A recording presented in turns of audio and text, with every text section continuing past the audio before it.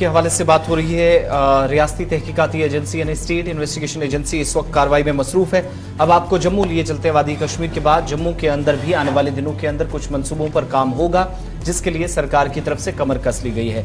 और बड़ी खबर यह है कि आने वाले दिनों के अंदर चूंकि अब बड़ी तादाद में आप शिव खोड़ी जैसे जो अहम मजहबी मकामात हैं या फिर इसके अलावा जो शंकराचार्य मंदिर हैं, इन मंदिरों के रोपवे प्रोजेक्ट्स का भी काम जो है वो शुरू कर दिया जाएगा। साल 2025 डेडलाइन रखी गई है कि इस काम को पूरा कर लिया जाएगा। और माता वैष्णो देवी के बाद अब रियासी जिले का एक अलग जो सबसे अहम है या प्रसिद्ध धार्मिक स्थल कह लीजिए शिव खोड़ी, इसके साथ साथ श्रीनगर का जो शंकराचार्य मंदिर है, इसके लिए भी रोपवे शुरू करने की तैयारी लेफ्टिनेंट गवर्नर इंतजामिया की तरफ से की जा रही है। और इन दोनों प्रोजेक्टों को अगले साल शुरू करके 2025 तक लोगों के हवाले कर दिया जाएगा, लोगों को वक्फ कर दिया जाएगा, यानी इनको इस्तेमाल भी 2025 के वस्त में लाया जाएगा।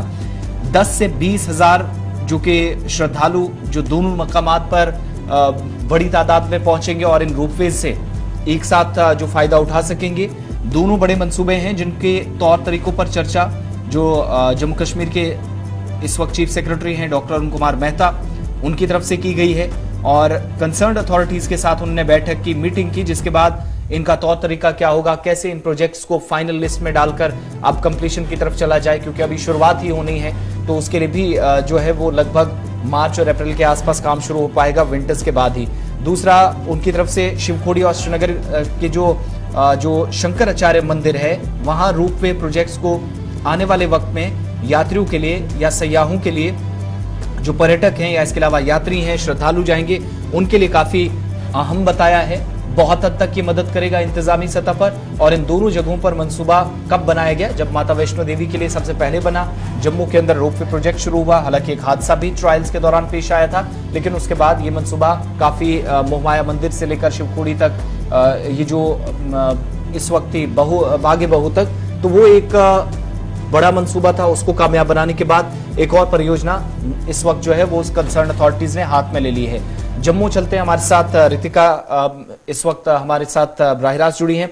रितिका, क्या ये डेडलाइन है? और इन दोनों प्रोजेक्ट्स को कंप्लीशन के लिए तो 2025 का साल रखा गया है, लेकिन अभी शुरुआत होनी है। किस तरीके से इन दोनों प्रोजेक्ट्स को अंजाम दिया जाएगा? क्या बैठक हुई है जिसमें विशेष रूप से चर्चा हुई है रोपवे प्रोजेक्ट्स को लेकर श्रीनगर और जम्मू या रियासी जिले का ये जो बड़ी परियोजना है?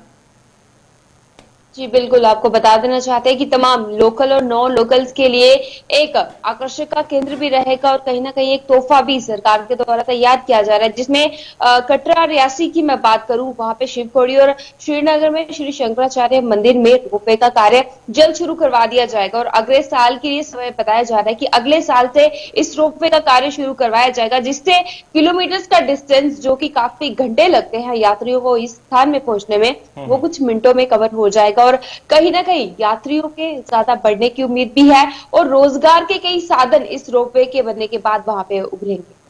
तो ये दोनों जो जगह हैं आज के वक्त में, क्या ये जो शिवखोड़ी का चूंकि धार्मिक स्थल है, बड़ी संख्या में लोग इन दिनों भी आते होंगे, कैसे अभी व्यवस्था होती है जब तक रोपवे वगैरह ये सारी चीजें प्रोजेक्ट्स हैं वो जमीन पर बनेंगे, उतरेंगी चीजें?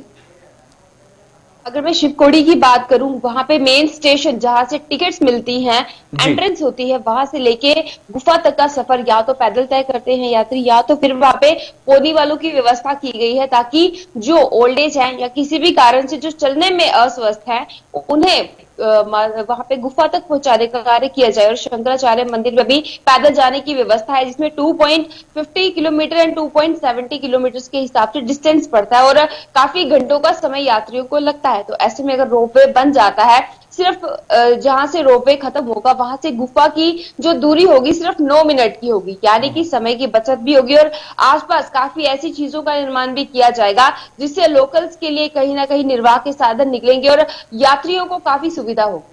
बहुत बहुत शुक्रिया तमाम डिटेल्स देने के लिए और ये बताने के लिए कि दोनों प्रोजेक्ट्स सरकार के सामने हैं और जरूरी हिदायत चीफ सेक्रेटरी या मुख्य सचिव कह लीजिए डॉक्टर अरुण कुमार मेहता की तरफ से मुतलका महकमे को दी गई है। कंसर्न अथॉरिटीज से कहा गया है कि फौरी तौर पर काम शुरू करने के लिए जो डिटेल प्रोजेक्ट रिपोर्ट है उस हिसाब से काम शुरू करें। और इन सब के दरमियान अब हमें इस बात का भी इंतजार करना होगा कि अहम मंसूबों पर जिस जिस हिसाब से काम किया जाएगा उस हिसाब से हम देखेंगे कि शायद कोई बड़ी पेशरफ भी हो। लेकिन मंसूबे कुछ ऐसे हैं जो सरकार